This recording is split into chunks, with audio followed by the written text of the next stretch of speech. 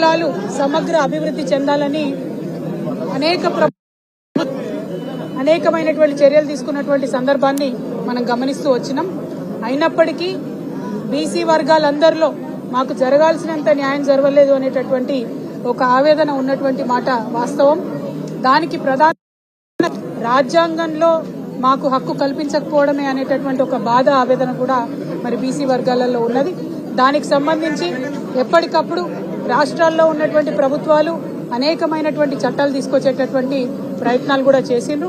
మరి మీ అందరికి కూడా తెలుసు, ఉమ్మడి ఆంధ్రప్రదేశ్ అయినా తదనంతరం ఏర్పడ్డటువంటి తెలంగాణ రాష్ట్రమైనా ఎప్పుడైతే ప్రాంతీయ పార్టీలు అధికారంలోకి వచ్చినాయో, తమిళనాడులో డిఎంకే ఏడీఎంకే ఆధ్వర్యంలో కావచ్చు, ఆంధ్రప్రదేశ్లో ఎన్టీ రామారావు గారు, తర్వాత చంద్రబాబు నాయుడు గారు, తెలంగాణ రాష్ట్రం ఏర్పడ్డ తర్వాత గౌరవ ముఖ్యమంత్రి గారు కేసీఆర్ గారు, వారి ఆధ్వర్యంలో బీసీలకు న్యాయం జరిగిందనేటటువంటి విషయాన్ని మనందరం కూడా గమనించి గుర్తుంచుకోవాలి.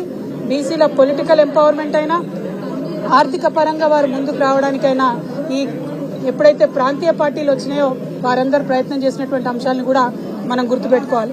ఎందుకు ఈ మాట అంటా ఉన్నామంటే, ఇవాళ ఇక్కడ భారతీయ జనతా పార్టీ వేసినటువంటి అఫిడవిట్ 2021లో సుప్రీంకోర్టులో బాజాబ్తా భారతీయ జనతా పార్టీ వేసినటువంటి ఒక అఫిడవిట్ నేను ఇవాళ మీ అందరికి దృష్టి కూడా తీసుకొస్తా ఉన్నాను.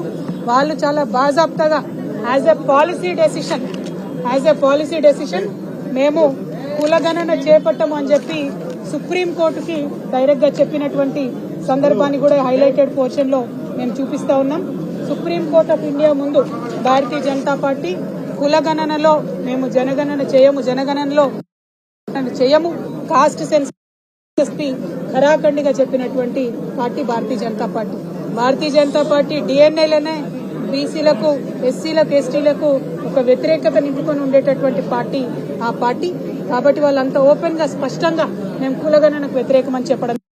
మరి వాళ్ళ బీసీ బిడ్డలుగా మనందరం కూడా ఆలోచన చేసుకోవాలి. అటువంటి పార్టీలను, అటువంటి నాయకులను నిలదీసి మన హక్కుల్ని సాధించుకునేటటువంటి ప్రయత్నం చేయాలి. మీకు తెలుసు, ఇక్కడ కాంగ్రెస్ ప్రభుత్వం ఏర్పడేటటువంటి సందర్భంలో కామారెడ్డి డిక్లరేషన్ లో బీసీలకు న్యాయం చేస్తామని చెప్పి 42% రాజకీయంగా రిజర్వేషన్ 20,000 కోట్లు సాలీనా పెట్టి 1,00,000 కోట్లు 5 ఏళ్లలో ఇస్తామని చెప్పి పెద్ద పెద్ద మాటలు చెప్పడం జరిగింది. వాస్తవానికి అంతకు ముందున్న బీఆర్ఎస్ ప్రభుత్వం ఇచ్చినటువంటి డబ్బులు అంతకన్నా ఎక్కువ ఇచ్చినా ప్రత్యేకించి బీసీలకని చెప్పుకోలేకపోవడం అన్నది మనం గమనించాల్సిందిగా ఈ సందర్భంగా నేను తెలియజేస్తూ, మరి ఇవాళ కాంగ్రెస్ పార్టీ ఇచ్చినటువంటి ఆ కామారెడ్డి డిక్లరేషన్ ని యథాతథంగా అమలు చేయాలని కూడా మేము కోరుతా ఉన్నాం. మరి యథాతథం అన్నటువంటి దాంట్లో ఇవాళ బీఆర్ఎస్ పార్టీ, తెలంగాణ జాగృతి, యునైటెడ్ పూలే ఫ్రంట్, మరి అనేక బీసీ సంఘాలు పెద్దలు ఆర్ కృష్ణన్న లాంటి వాళ్ళు, తమ్ముడు జాజుల శ్రీనివాస్ గౌడ్ లాంటి వాళ్ళు, ఇంకా అనేకమైనటువంటి బీసీ మేధావులు గౌరీశంకర్ అన్న లాంటి వాళ్ళు అందరూ కూడా వాయిస్ చేస్తే ఇవాళ ప్రభుత్వం 11 నెలలు తాత్సరం చేసి ఇప్పటికి ఫైనలీ డెడికేటెడ్ కమిషన్ వేయడం జరిగింది. మేము ఈ ప్రభుత్వాన్ని ప్రశ్నిస్తా ఉన్నాం. మీరు అధికారంలోకి వచ్చే కన్నా ముందే మీరు చెప్పినటువంటి 2 సుప్రీంకోర్టు తీర్పులు వచ్చి ఉన్నాయి. ఆ 2 సుప్రీంకోర్టు తీర్పులలో కూడా డెడికేటెడ్ కమిషన్ వేస్తేనే బీసీ కులగణన సాధ్యమవుతుందని చెప్పి ఉన్నారు. అయినప్పటికీ 11 నెలలు మేమందరం ఉద్యమం చేసేదాకా మీరు డెడికేటెడ్ కమిషన్ వేయలేదు. ఇవాళ డెడికేటెడ్ కమిషన్ వేస్తే వాళ్ళకు కూర్చుందామంటే కుర్చీ లేదు, రాసుకుందామంటే పెన్ను లేదు, ఎక్కడికన్నా పోయి ఏమన్నా చేద్దామంటే వాళ్ళకి ఎటువంటి ఫెసిలిటీస్ లేనటువంటి పరిస్థితి. వేసినటువంటి డెడికేటెడ్ కమిషన్ కి మెన్ అండ్ మెటీరియల్ ఇవ్వకుండా ఇవాళ మీరు బీసీలకు సంబంధించి నెల లోపట రిపోర్ట్ ఇవ్వాలని ప్రెషర్ పెడితే, మరి ఇంత పెద్ద సబ్జెక్ట్ లో నెల లోపట ఏడ కులగణన జరుగుతుంది, ఏడుకెళ్ళి రిపోర్ట్ ఇస్తారన్న విషయం ప్రభుత్వం ఒకసారి ఆలోచించాలి. బీసీలందరం కూడా ఆలోచన చేసుకోవాల్సినటువంటి అవసరం ఉన్నది. ఇవాళ ఒక డిమాండ్ చేస్తా ఉన్నాం, డెడికేటెడ్ కమిషన్ కులగణన చేపడితేనే దానికి కోర్టులలో నిలబడేటటువంటి చట్టబద్ధత ఉంటది. కానీ ఇవాళతో ఏం చేస్తున్నది, కులగణన మాత్రం ప్లానింగ్ డిపార్ట్మెంట్ వాళ్ళు చేస్తా ఉన్నారు. బీసీల ఎన్యూమరేషన్ సెపరేట్ గా బీసీ డిపార్ట్మెంట్ చేస్తున్నది. వీళ్ళందరినీ సెకండరీ డేటా కింద ఇది ఇప్పుడు డెడికేటెడ్ కమిషన్ వాడుకోవాలని చెప్పి ప్రభుత్వం చెప్తా ఉన్నది. కానీ ఇది రేపు పొద్దున కోర్టులలో నిలబడుతుందా? బీసీలకు రిజర్వేషన్లు వ్యతిరేకించేటటువంటి వాళ్ళు రేపు పొద్దున కోర్టులకు పోతే ఈ అంశం నిలబడుతుందా అన్న విషయం ఇవాళ కాంగ్రెస్ పార్టీ బీసీలందరూ కూడా జవాబు ఇవ్వాల్సినటువంటి విషయాన్ని మేము ప్రభుత్వానికి గుర్తు చేస్తా ఉన్నాం. మరి బీసీ కులగణనకు సంబంధించినటువంటి అనేకమైనటువంటి అనుమానాలు ఇవాళ ప్రజలలో ఉన్నాయి. ఆస్తి ఎందుకు అడుగుతున్నారు, ఫ్రిడ్జ్ ఉందా, కూలర్ ఉందా అని ఎందుకు అడుగుతున్నారు, కులాలలో ఉపకులాల జాబితా ఎందుకు మెన్షన్ చేయలేదు, ఇటువంటి అనేకమైనటువంటి అనుమానాలు బీసీ ప్రజలలో ఉన్నాయి. మరి దానిని నివృత్తి చేసి కులగణన సంపూర్ణం చేయాల్సినటువంటి అవసరం, బాధ్యత ప్రభుత్వం మీద ఉందని కూడా మేము ప్రభుత్వానికి గుర్తు చేస్తా ఉన్నాం.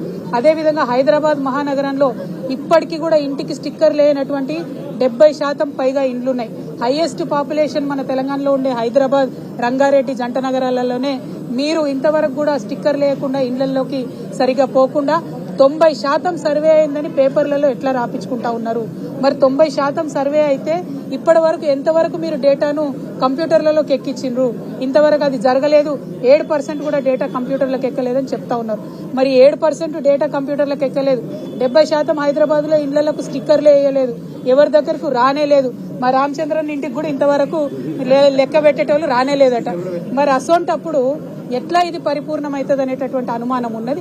కాబట్టి ప్రభుత్వాన్ని మేము రిక్వెస్ట్ చేసేది ఒకటే, దయచేసి సిన్సియర్ గా మీరు ప్రయత్నం చేయండి. మేమంతా మీకు సపోర్ట్ ఇచ్చి బీసీ సంఘాలుగా, కుల సంఘాలుగా, సామాజిక సంఘాలుగా మీ వెనుక నిలబడి తప్పకుండా ఈ కార్యక్రమం సంపూర్ణమయ్యేటట్టు చూస్తాం. ఎందుకంటే మా ఒత్తిడితోనే మీరు ఇలా డెడికేటెడ్ కమిషన్ వేసిండ్రు.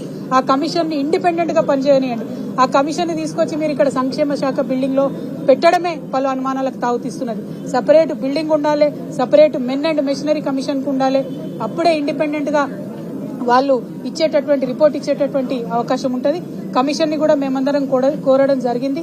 మీ అబ్జర్వేషన్స్, మీ సిఫారసులు దయచేసి కేవలం రాజకీయ రిజర్వేషన్లకే కాకుండా మిగతా అంశాలకు కూడా మీరు మీ అబ్జర్వేషన్స్ చెప్పమని కమిషన్ ని కూడా మేమందరం కూడా రిక్వెస్ట్ చేయడం జరిగింది. మరొక సంపూర్ణమైనటువంటి న్యాయం బీసీ వర్గాలందరికీ జరగాలనేటటువంటి సదుద్దేశంతో నన్ను జైల్లో వేయకముందే నేను ఈ పోరాటాన్ని ప్రారంభించినాను.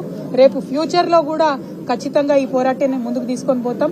గల్లీ నుండి ఢిల్లీ వరకు ఎట్లా అయితే మహిళా రిజర్వేషన్ కోసం కొట్లాడినామో అట్లానే బీసీ వర్గాలకు దేశవ్యాప్తంగా రాజకీయాల్లో, విద్యలో, ఉద్యోగాల్లో, సామాజిక ఆర్థిక స్వావలంబన ప్రభుత్వాలు ఇచ్చేటటువంటి అంశంపై తప్పకుండా పోరాటం చేస్తాం.